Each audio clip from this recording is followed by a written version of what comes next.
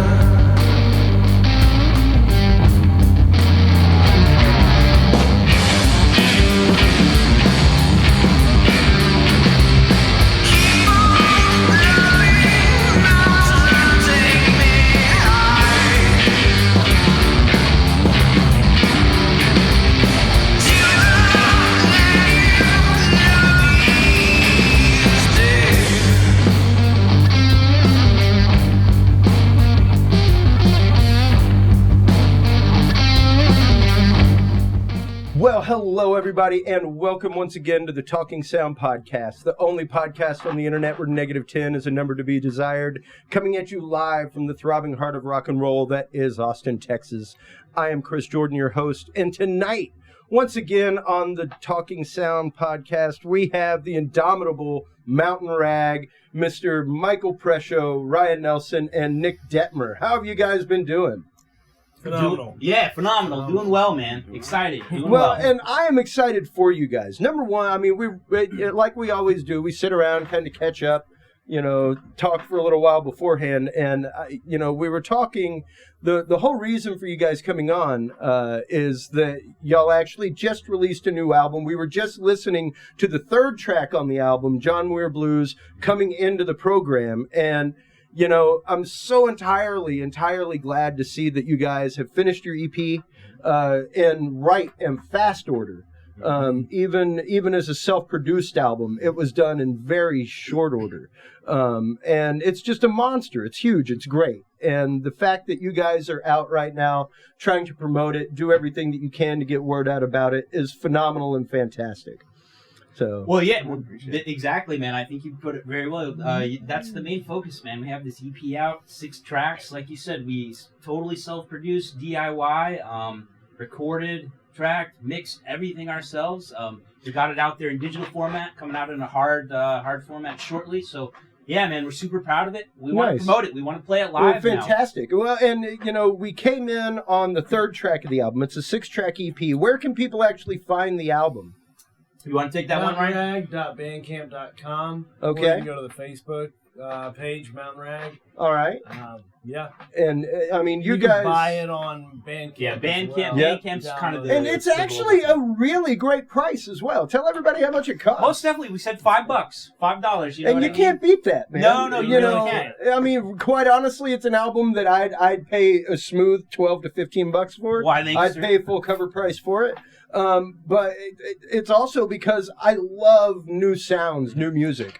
And what you guys do as Mountain Rag, the sound, the vibe that y'all have is huge. It's amazing. Like, I am an old school blues fan. I love Bobby Blue Bland, stuff like that. I love modern rock and roll blues, ZZ Top, we akin y'all to on the last show, and y'all have a huge sound from that era as far as that goes for blues. Where do you let's start over here with Nick, actually, the drummer. Where do you draw a lot of your inspiration from musically? Because you were one of the first people that I met whenever I moved here, but it was totally by proxy.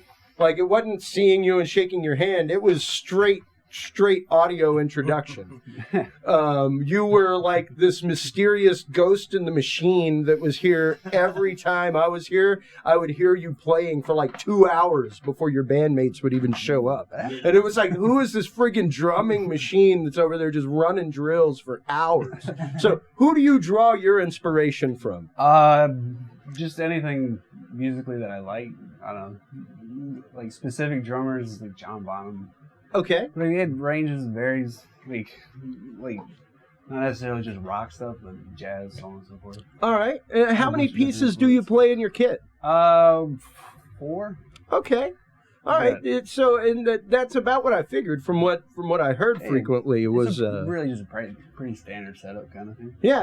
I mean, it's not like some the sound from it is absolutely huge. It sounds like you're playing an entire like rack kit in there.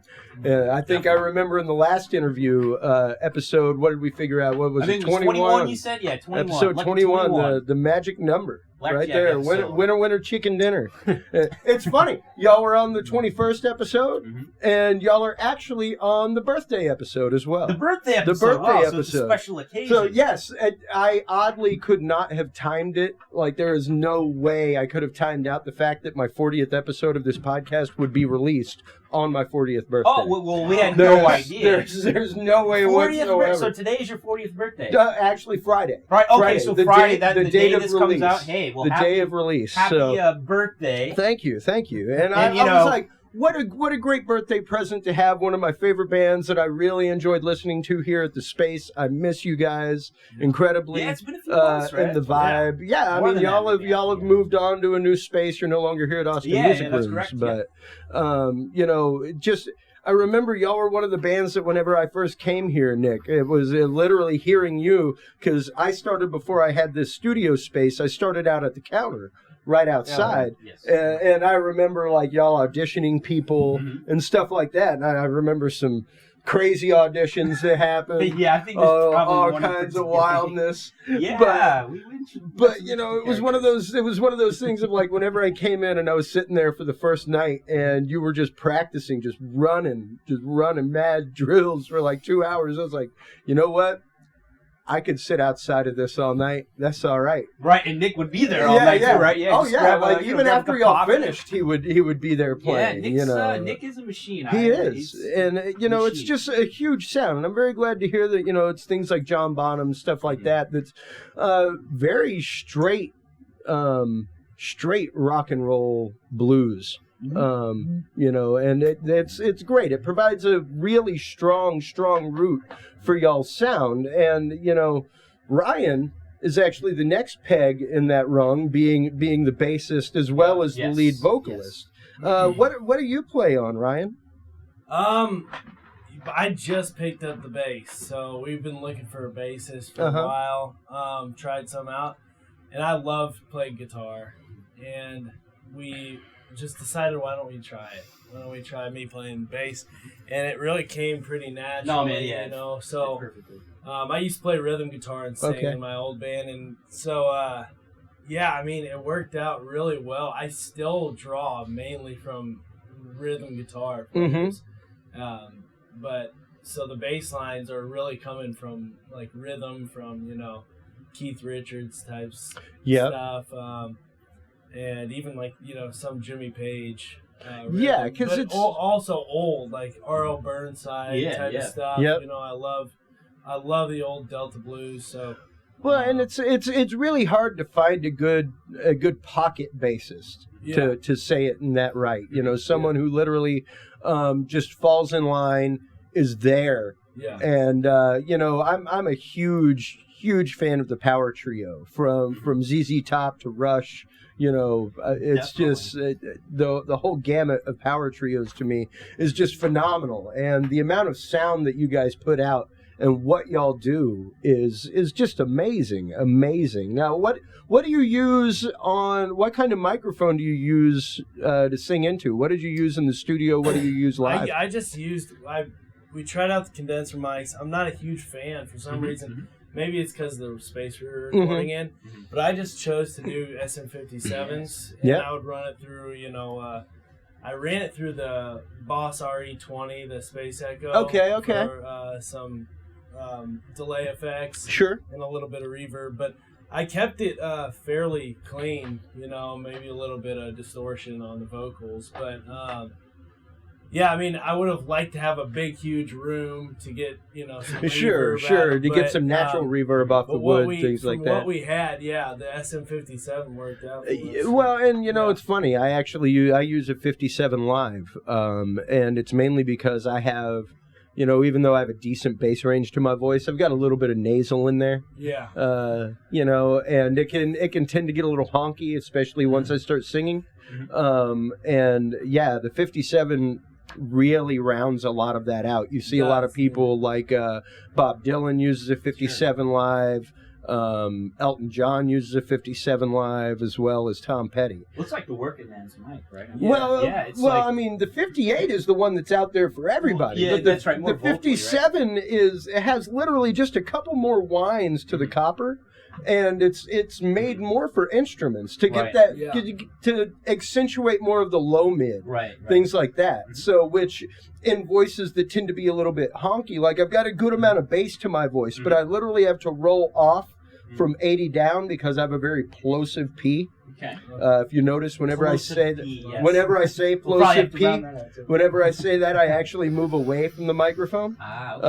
Because otherwise it will cause the nice. The plosive sound. That's what it's called. It's a plosive.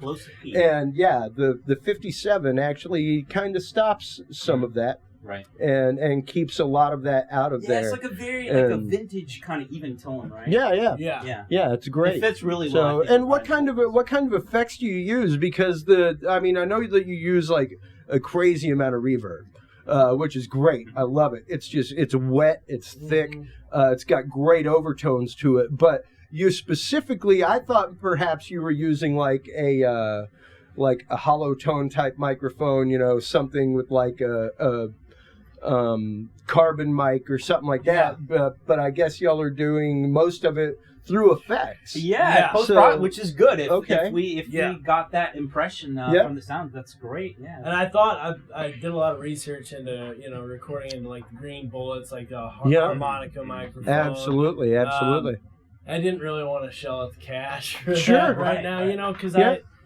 this works, and it was my first time working with Pro Tools, so we had a nice plug-in set, and it was like Christmas morning to me, because I've been working with crappy software for years. Now, you said that y'all recorded the album, did all the mastering, mixing, everything in Pro Tools? Not the mastering. Oh, actually. okay. I'm assuming he used Pro Tools, but we did outsource the mastering. Okay. So we did, the tracking, editing, and mixing all in-house. Good.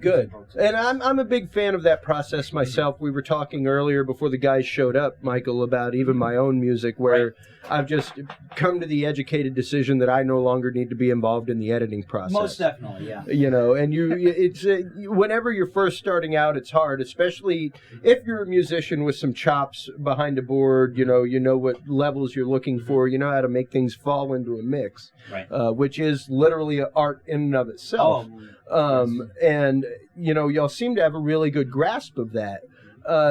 What platform did you use previously, and was it hard to transform over to the Pro Tools platform? For me personally, as far as recording, I think I really started with Pro Tools. Okay. I guess I'm kind of not a younger guy, but I mean younger compared to all these guys. I know Jack White's very against Pro Tools in the digital age, but I started with Pro Tools with those standard kind of digital effects, and I really think they mimic a lot of analog compressors and limiters. So, obviously you might not get the real thing, but man, it's pretty close. You know what I mean? So for me, Pro Tools has always been the recording.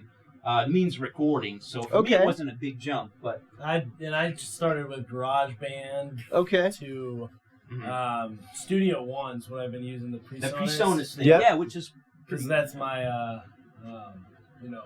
have a PreSonus drive, so but yeah, I actually like that almost better, somewhat Studio One. But Pro Tools was nice to, it was a little bit hard to kind of dip your toes into. I've personally found it not like I'm a big Reaper user myself. Which it's more of an open platform type action, but like the licenses are like $60. Oh, which is something really like good. that, And which is like crazy affordable. Definitely, and that's better than Pro Tools. I mean, Pro Tools is great. Don't get me wrong. Yeah. But it is very proprietary. If you get the licenses, either the single user or the. I mean, it is kind of pricey, you know. It is. It's very pricey, You and get it's what you pay for. But it's it's a little pricey. A little yeah. more. Well, and it's really Reaper has become a good solution. A lot of schools are starting to use it. Things like that. It's good stuff. It's good stuff. I can show it to you, and it is interesting crossing from platform to platform. Whenever I first did digital tracking, I used Cubase for a while, that's one of the big ones, I right? still. Even to this day, most of the time, whenever I do a mix or a live recording on digital, it's like I normally hand that over to somebody to do the mixing on.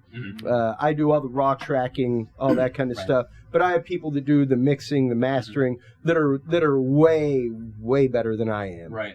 And will give it much more of a critical ear. Oh, definitely. And I mean, I think it's just being a seasoned professional, right? Because people do this every day. They do it. I mean, if numbers weren't an issue, we would definitely edit. I mean, especially editing. Mixing is kind of fun in my mind because you can kind of build and shape the sound how you want. But editing, man, is brutal, as we all know. It's meticulous. It really is. And we were mentioning that how whenever I did my album with my band Shaq Jones a couple years ago, that it drove my wife crazy for a while. She literally. Even our new stuff that we were writing after we made the album could not listen to it. Right. Because, like... it's over. Because we were in the back room, like, recording for 8 hours a day, 3-4 days a week, and then we would come back and we would mix it. And then it was like, let me listen to the mix downs all day long while I'm, like, working on the computer so it can just, like, absorb into my soul and I can understand, I can meticulously understand, like, every moment, every nuance of what's going on and what needs to happen. And it can get to a point of wearing where, there are some songs that, I don't really know if I want to play them live now. Like, we've spent entirely too much time on them. Yeah, and there's no way we can, like, do what we did in the studio live. Right. And, but which can be challenging. That's one of the things that I love about a three-piece band that's really stripped down, raw roots, stuff like that. And, you yourself, even with your guitar tones, are not extraordinarily, I'm not going to say complex, but overworked would be the correct term. Overworked. I would think. So not overworked. Or overthought. Really? Yeah, no, it's not like you've put in so much for a three-piece band that you've tried to put in so much sound that you're literally drowning out what you're doing. No, that's fair to say. Yeah, that's one of the main benchmarks of what we do is kind of the tone. So that's exactly right. I mean, we tried to get some basic tones, and Nick and I did a lot of the recording before we moved out here, actually. But yeah, we tried to get those basic tones and shape them as necessary. But yeah, I wouldn't say. I'm not obsessive over that stuff. You know what I mean? It's there. We got it. It's working great. But yeah, we want every individual instrument to shine through. I mean, his drums are huge, and Ryan on the bass and vocals, they're awesome too. So yeah, the guitars are just a part of the song type of thing. So yeah. Well, and the main reason I like it is the fact that the main reason I like Rush, things like that. Number one, 3 people making that much sound. Oh wow. Yeah. Huge. Right. It's also the fact of, like, you can look over there. I got Rush cups sitting right behind y'all from the 40th anniversary tour. They're one of the only bands that I'll consistently pay like upwards of $100 for a ticket because they are consistent with their sound. Like, what they sound like on the album is what they sound like live. And y'all, that's the one thing that I really liked about what y'all did with your album is that you maintained a lot of your raw sound. You really did a very, very good job of capturing a representative recording instead of an imaginary recording. Yeah. And what I mean by imaginary is, like, nothing would tick me off more whenever I would book bands than, like, hearing something like, dude, that saxophone's sick. And, like, saxophone was in 6 out of 8 tracks, but they have no sax in the band. What the hell are you doing? Like, you sent me your studio CD, and now you have no friggin' saxophone. What the Shasta is that? But the fact that y'all maintained a lot of your raw sound, a lot of what I heard bleeding through the walls here is what I hear on the album. Yeah, and that was really important to us. But we also wanted it to shine, and still compete. because there's so many bands out today that are doing that imaginary sound. Yeah. And those are the bands that are getting played, for Yep. the most part, which isn't, great, but we didn't want to, go that far, but also kind of meet in the middle. So we're still pushing out some shine, but well, sure.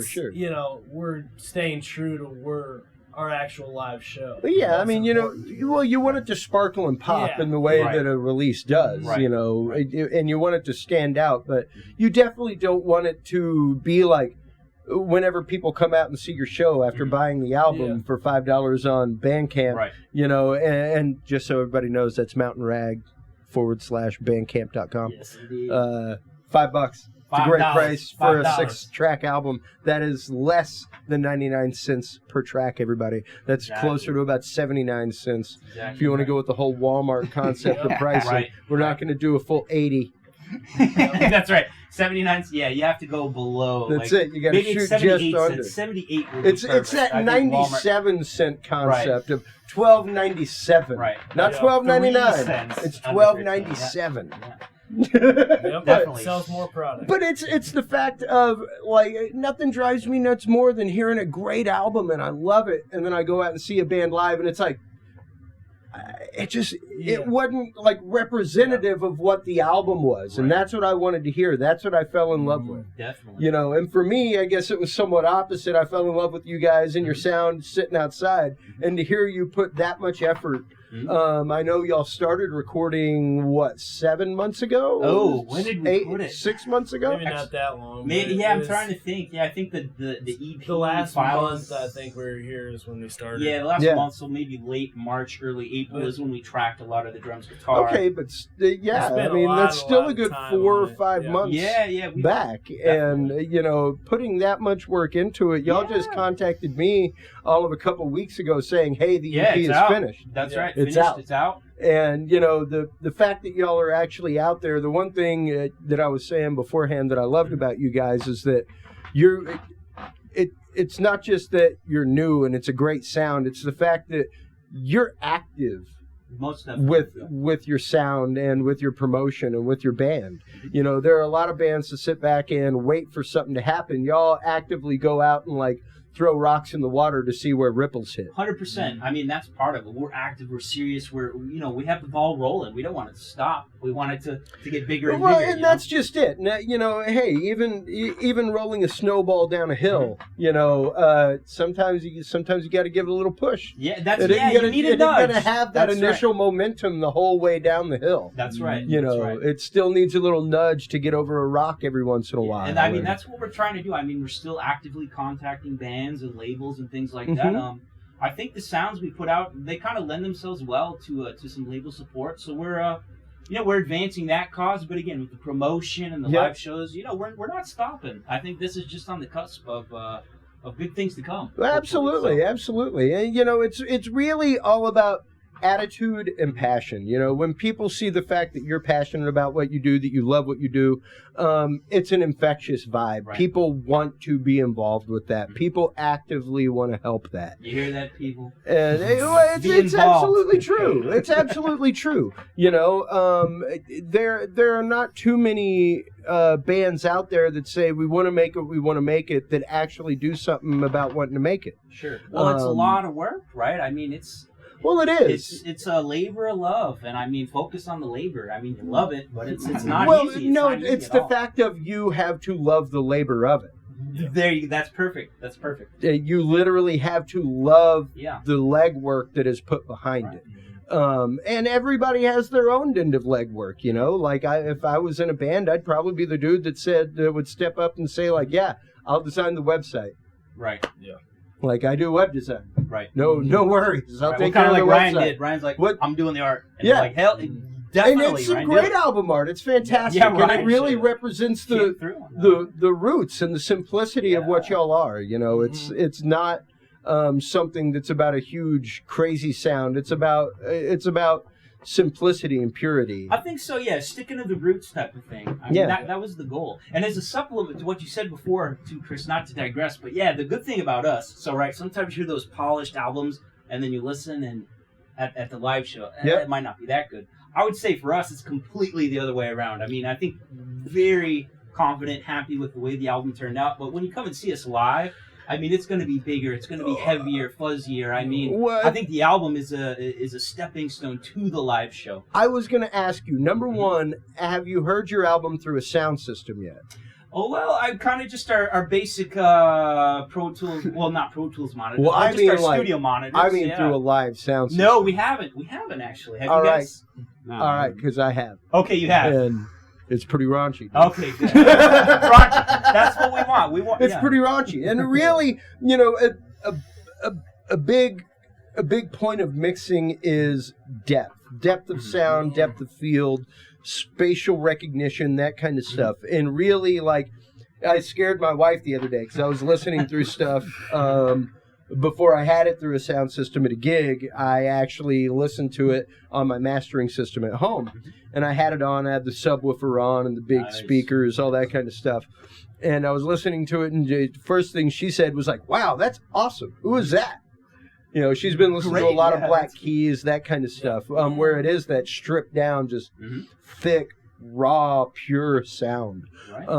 And she was like, that is great. And I'm like, man, that's Mountain Rag, man. Like, that's where they've come to between the promo mixing that they did and the stuff for the new album. Yeah, big jump. And I scared the hell out of her because she came up around the corner, and I was at that point I was yelling from the studio. Right. And she came out from doing the dishes, and I was in the living room. And right as she walked by, I was like, "Oh my God, listen to that spatiality!" You know. And I literally stepped back. Right. By a good 20, 30 feet to listen to the way that the sound develops at a distance. Because, you know, things sound great in headphones. They sound great in a car speaker, which is where you should do a lot of your listening, because that's where most people listen to their music. So if it sounds good on that, it's great. But most people don't realize that, like, a standing bass wave doesn't really develop till about 30 feet. Right. So, like, in a concert venue, things like that, you don't, like, it's awesome to be right up next to the stage. Right. But about 30 feet back's where you want to be, where the bass and the treble's hitting you at the same time. Awesome. And it's not a delayed effect. It's not like a wash of treble and mid-range, and then the bass is hitting, like, 3 feet behind you. Cool. Yeah, so we developed that bass then. Yeah. Very and the fact that your mastered album, the fact that as self-produced artists, that what you sent to the mastering studio came out that way. Right. Awesome. The fact that you left that kind of headroom, that you left that kind of work for the mastering engineer to do. Not a lot of bands do that. They send everything pegged out, and it doesn't leave a whole lot of room for the mastering engineer to do his job, do his work, and make things really presently stand out in a mix. And you guys did an amazing, great job with that. I want to compliment you with that. You know, for the way it was produced and the means through which it was produced, it's a great, great representative mix of your sound, the way it is, and what y'all are really all about, I think. Now, before we go out, let's talk a little bit about the final track on the album, Medicine Lodge Treaty. Who was it that was really the moving force? I know y'all work a lot together on things, but what was the inspiration behind that song? What brought it to be? And what's the song all about? Yeah, that's a good question. So where did it start? I think kind of these jam sessions. Just me and Mike jamming. Yeah, we kind of, the intro especially came out through jam sessions, but as far as vocally and kind of the underlying theme, Ryan, that's all his lyrics and vocals. And actually I think the verse, the chorus guitar part, that was also an idea Ryan had on the riff. So it was kind of born in these jam sessions, but it was blown up when Ryan added his lyrical and thematic content. Is that a word, thematic? It is thematic content. That is a real word. All right. Excellent. So where do you draw a lot of your inspiration from, Ryan? It comes from, I'm just obsessed with really recording and making music in any instance. So, this was back home in Kansas. I'd just stay up all night all the time and just write down ideas. And then a couple ideas came from there, but heavy into like the Black Sabbath and even like Tool. Yeah, absolutely. But yeah, I just wanted to get that, really simple riff, with the vocals being heavy, and then really bring it heavy and slow for a chorus, Kind of dark, right? Kind Yeah, of dark yeah. undertones. Yeah. Yeah, and what was the inspiration for the lyric in that song? It was Because actually your lyrics are amazing. Like I appreciate it. the actual lyric craft that you have and the stories that you tell, the way you tell them is really, really well done. I appreciate the Medicine Lodge is a town in Kansas. Okay. I grew up in Kansas, and it's actually there was a big meeting held with Indians and old pioneers of the West, and they kind of formed this Medicine Lodge treaty. Okay. And it was kind of to keep the Comanche Indians. I think he's got a patch In check, yeah, I think I do in too. check, actually, and it was telling them, and they ended up, going back on the deal. But it's funny because they were all smoking the peace pipe together, Sure. and all just hanging out, and Yeah, you and guys just are good. Go yeah, bad on the deal, and it's just like everything goes sour. a good example of the West and times back then what happened. So, Yeah, and really kind of an echo as Yeah. to a lot of things that are going on presently. yeah. I think so. Yeah, there's a lot of parallels you can draw. Yeah. There are And a lot it's of easier to write parallels about to- history than to write about today because you get a lot of criticism. Absolutely. Oh, this isn't happening. Right. Absolutely. It's easier to write about stuff that has happened. That's pretty. Yeah, they were pretty solid. Yeah, yeah. We're- We know. Yeah, how pretty we solid know- on we what know how it caused went this down. and what That's happened. So that's fantastic. I mean, I love hearing the Appreciate it. story of how people write things as a lyricist myself, someone who's written a lot of music. It's interesting to hear where people draw their inspiration from, where they really root themselves and what they look for. And you guys cover some very, very interesting topics with your lyric. I'd love to see some actual lyrics come out Yeah, with your album I've been art, planning all on that doing kind of that. stuff. Yeah, we're- actual lyric releases, That's that right. kind We're of stuff. contemplating on the best way to do that. So What- well, it's one of- upcoming. Quite honestly, one of the things, I'll give you a little tip. One of the things that I love on Facebook, I follow Roger Waters, Okay. huge Pink Floyd head. Yeah, I know that. I know the name. Yeah, Roger he's Waters. a You guys heard decent of Roger guy. Waters, I okay. hear he's written a couple things Yeah, that are he- pretty significant. Yeah, like a British or something. Right? Something like that. Okay. But he actually just goes on and will randomly post song lyrics. Okay. Like even shit that he's working on presently. Yeah. Right. Like he'll just go on blah. Mhm. And people will start commenting on it. Right. So it's really kind of an interesting way to kind of get a litmus test as to what people are feeling, how they Yeah. feel about it, that kind of stuff. So just, I mean, it's a really modern way to kind of go that snakes on a plane concept, that was really the first movie that followed the fandom online and was Oh, snakes okay. on a plane, man, somebody better get it from a snake in the toilet. And they're like, oh, it seems like we Snakes need on a plane. seems like we need to make a scene where somebody gets a snake biting them in the butt from the toilet because that's what the fans want to see. That's the. So it was interesting, and it's neat to see artists actually using social media in that way and kind of spinning their art and bouncing it off an audience before they even make it. Right.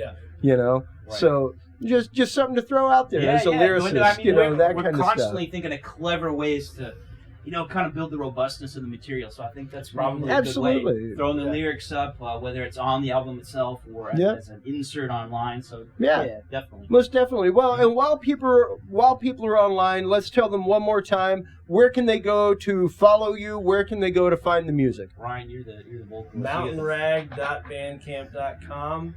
Yeah. $5 album. $5 album. Also go to Facebook. You can get to the Bandcamp from Facebook. And soon we will be on Spotify and iTunes as well. It'll all be Fantastic. interconnected too, right? So I mean, if you go to one, you're going to get to the other one. So Okay, Bandcamp great. is the Great. global one now, but they'll all be interfaced. That together. is the Yeah. point of matriculation exactly. for the rest of We're- it. They're all connected. Well, fantastic. And please, everybody, please. Of the Southern Plains is the name of the album. Here, as we go out, we're going to listen to a little bit of Medicine Lodge Treaty by these guys, Mountain Rag. Once again, Ryan Nelson on bass and vocals, Michael Presho on guitar, Nick Detmer on drums. That is Mountain Rag. We are Talking Sound. I am Chris Jordan, your host. Please, while you're online, everybody, go on to talkingsoundshow.com. There you can find all of the articles, the technical videos, the technical articles, the industry news, all kinds of stuff. You can also visit our Patreon page, support the project, support what we do, help support local music. Anytime you're in town, please stop by, see Mountain Rag. Always go out, support your local artists, support everything that they're about. That is what makes the world go round, everybody. Once again, we would like to thank Mountain Rag for coming into the studio, being on once again, and thank everybody for tuning in as always. Take care, keep reaching for 11, and until next time, take care. Bye-bye. This is Talking Sound.